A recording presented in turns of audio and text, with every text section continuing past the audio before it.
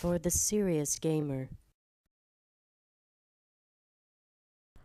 Hey, it's SpiderBite at NextGenTactics.com. This is Modern Warfare 2 Search and Destroy on Storm. This is a new series that I'm doing now called the Strategy Series. This one's entitled Keeping Your Eyes Peeled. We're basically going to focus on keeping an eye on sort of the map in general as you travel throughout, but also on your mini-map at the top left. I mean, you got to keep an eye on that. So there's a guy right here. We're actually going to do a drop shot with the UMP. And we're always looking around. We're looking around. We see this guy prone here, just waiting for somebody to walk by. So we nail him. And just your mini map is the most important. I mean, obviously you gotta keep focus on where you're going, and your peripheral vision plays a big part in that. Just looking for movement, looking for things that shouldn't be where they are, i.e., some guy lying prone. Just sort of camping, waiting for somebody to run by. So the bomb got planned. We got to head to B. We know there's 3 other players. They're going to be nearby, obviously, or on their way. I mean, if they're going to play be half decent players. And you want to watch as you see the indicator, the kill indicator in the bottom left of your screen. If your teammates are getting killed, you want to immediately look up to the minimap and see where the arrows are disappearing from. And that'll give you an indication of where the enemy is. And we got the defuse right there. I think there's still one guy left in the enemy team, but we were all in there. Another important thing, and doesn't really tie in with keeping your eyes peeled, but don't hide. If somebody's defusing, stand in the way. So we ran into a guy here. We do another drop shot and shoot him in the feet. We end up killing him. I think the bomb, if I'm not mistaken, talk about keeping your eyes peeled. I believe that was a bomb, but I'm not sure. So always, after you kill an enemy, if you're on defense, on search and destroy, check to see if you dropped the bomb, and it will just take you a couple seconds or a second or whatever. Just take a quick look, and if it is the bomb, then defend that area and tell your teammates, let your teammates know. So we're still watching the mini map. We were going that one route back towards A, and our teammate actually came back towards us. So that's why we didn't continue that way. We came back. Now the guy was shooting at us, and I didn't know where he was shooting from, so I just kept running.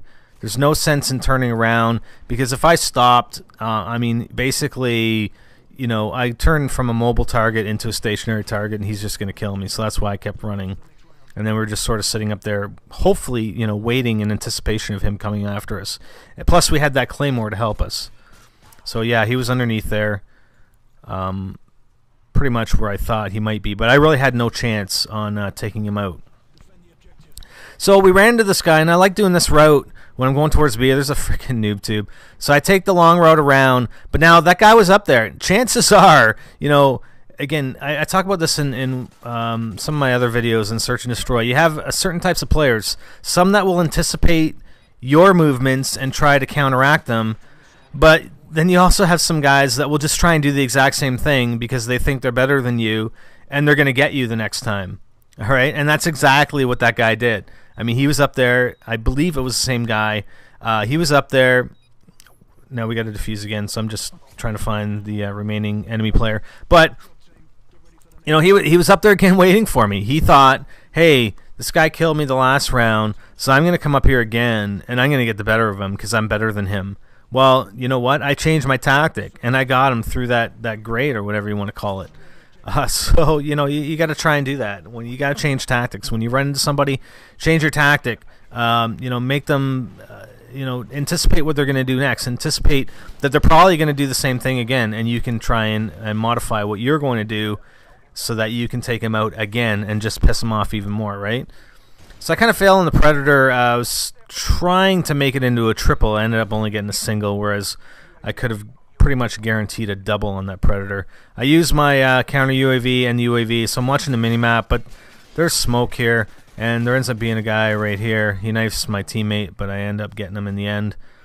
And now I'm going to go towards A. Again, this guy's firing. A lot of people don't use silenced weapons, and that's where, when you're playing core Search and Destroy or core games where you have a minimap, if you can use the minimap effectively, I don't know why people don't use silencers. They don't use silencers at all. So, they fire a shot off, and you immediately know exactly where they are in the minimap.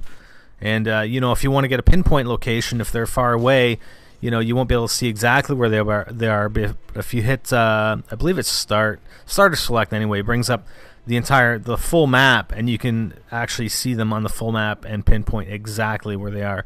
So keeping an eye out, as you're traveling around the map, keeping your peripheral vision in check, watching for guys, when you're in a certain location, spin around, just double check your back, check your corners, and then the mini map, when guys fire, when guys die, when one of your team members dies, you'll get an indication at the bottom left of the screen before their triangle disappears. So immediately look up into the mini map, see where the triangle disappears from, and then you're going to know in what general area an enemy player is located.